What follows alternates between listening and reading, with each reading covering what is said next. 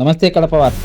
పచ్చని ఆ కుటుంబాన్ని చూసి కాలానికి కన్ను కుట్టిందా? కలకలలాడుతున్న ఆ సంసారం ఒక్కరోజు కకావికలమైందా? తండ్రి కొడుకులు గంటల వ్యవధిలో కలిసి పరలోకానికి వెళ్లారా? వీరిని చూసి ఏడ్చని వారంటూ లేరు. వివరాల్లోకి వెళితే అన్నమయ్య జిల్లా రాయచుటి సంబేపల్లె మండలం నారాయణరెడ్డిపల్లె గ్రామం కొండవాండపల్లెలో నివాసం ఉంటున్న కుంచెప రామయ్యకు ఒక్కడే కుమారుడు. ఆ బాబు చిన్నప్పుడే తల్లి వెళ్లిపోవడంతో తల్లి తండ్రి అన్నీ తానై రామయ్య తన కుమారుణ్ణి ఎంతో అల్లారు ముద్దుగా పెంచాడు. గత 6 నెలల క్రిందట పవన్ కు అదే గ్రామంలో మంచి సంబంధం చూసి పెళ్లి చేసి కొడుకు కోడలను చూసి రామయ్య ఎంతగానో మురిసిపోయాడు. గ్రామంలోనే కుంచెప రామయ్య కుటుంబం అంటే ఎంతో మంచి పేరుతో పాటు మంచి వ్యక్తులుగా గుర్తింపు ఉంది. అలాంటి మంచి వ్యక్తులపై ఆ భగవంతుడు ఎందుకు కరుణ చూపలేదో అర్థం కావడం లేదు. ఆదివారం పవన్ కుమార్ కడుపు నొప్పిని ఆసుపత్రికి వెళ్లి ఇంజెక్షన్ వేయించుకుని రాత్రికి ఇంటికి తిరిగి వచ్చాడు. భార్యతో మాట్లాడుతూ నాకు తలనొప్పిగా ఉంది, బయట పడుకుంటాను, నువ్వు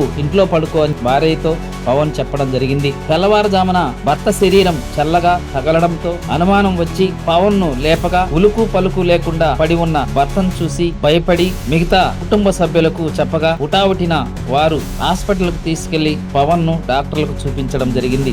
డాక్టర్లు ఇతను ఎప్పుడో మరణించాడని చెప్పగా పవన్ కు అంత్యక్రియలు పూర్తి చేయడం జరిగింది. కొడుకు మరణాన్ని తట్టుకోలేకపోయిన రామయ్య తన కొడుకు అంత్యక్రియలు పూర్తి అవగానే బంధువులందరినీ రేపటి వరకు ఉండమని కోరడం జరిగిందట. కొడుకు అంత్యక్రియలు జరిగిన మరుసటి దినమే తండ్రి అంత్యక్రియలు జరగడం ఎంతో బాధాకరమైన విషయం. తనకు కొడుకు లేని జీవితం తనకెందుకులే అని రామయ్య భావించాడేమో, అందుకే అకాల మరణం చెందాడు. 24 గంటల వ్యవధిలో పవన్ కుమార్ రామయ్య ఇద్దరు చనిపోవడంతో నారాయణరెడ్డిపల్లె కొండవాండ్లపల్లెలో తీవ్ర విషాదం నెలకొంది. నిన్న ఉన్నవారు ఈ రోజు ఉండరు. కాలం ఎంత బలీయమైంది, అంతా మాయా అని అనిపిస్తుంది కదా.